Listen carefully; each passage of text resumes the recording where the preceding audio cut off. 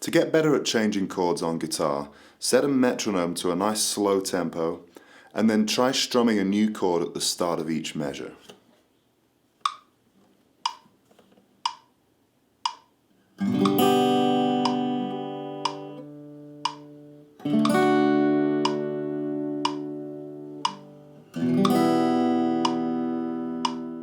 Stick around to find out more. This is Adam from beatharvest.com, and I'm going to teach you how to get faster and smoother at changing chords on your guitar.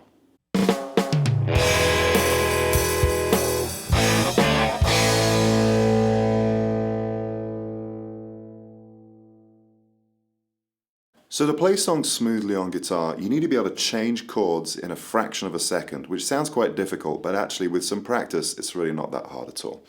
The first step is to learn the shapes of the chords that you need for a song. So if you need some help with that, go check out my video on easy guitar chords.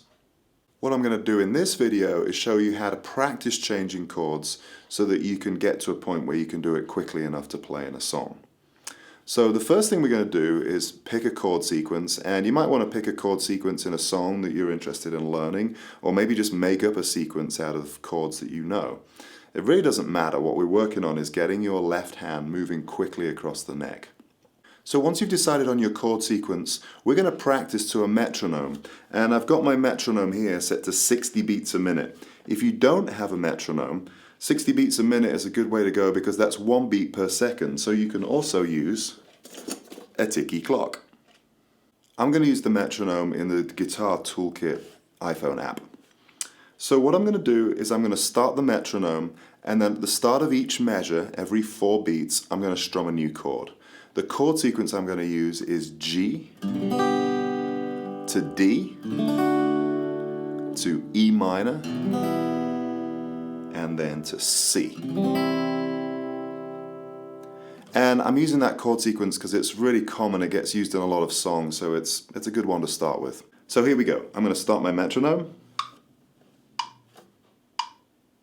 And G, 2, 3, 4, B, 2, 3, 4, E minor, 2, 3, 4, and then C, 2, 3, 4.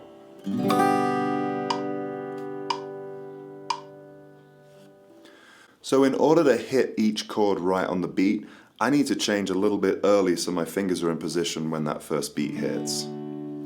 The way I like to think about it is that I leave early to arrive on time.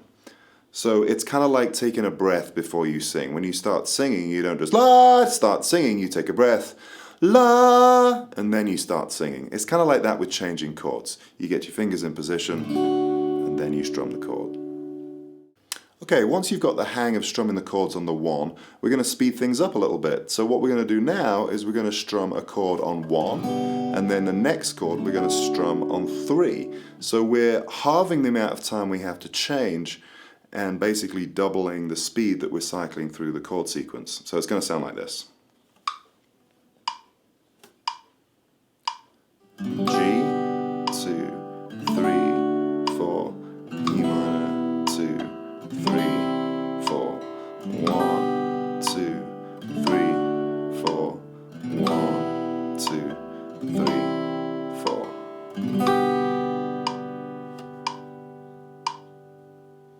Okay, so now that you can change every 2 beats, we're going to change chords on every single beat, still keeping it 60 beats a minute. So now with each new beat of the metronome, we're going to play a new chord. So now your left hand's going to have to move quite quickly to keep up. It's going to sound like this. 1, 2, 3, 4. 1, 2, 3, 4.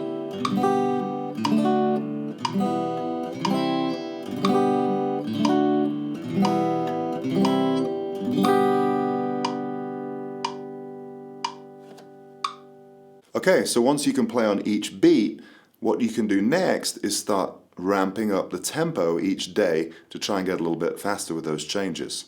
So I was at 60 beats a minute. Let's take it up to 80.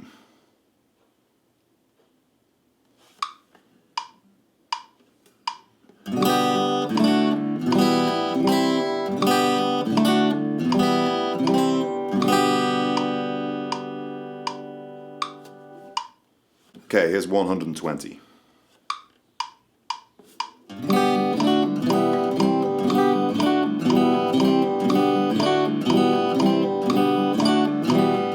So once you can play through that sequence quickly, try pick another sequence, maybe pick another song that you like, or just make up a sequence from all the chords you know, and go through the same process with that. Change them slowly and then slowly speed up. I really hope this has been helpful. If you like this video, please click subscribe and visit beatharvest.com for more music education tools. I'll see you next time.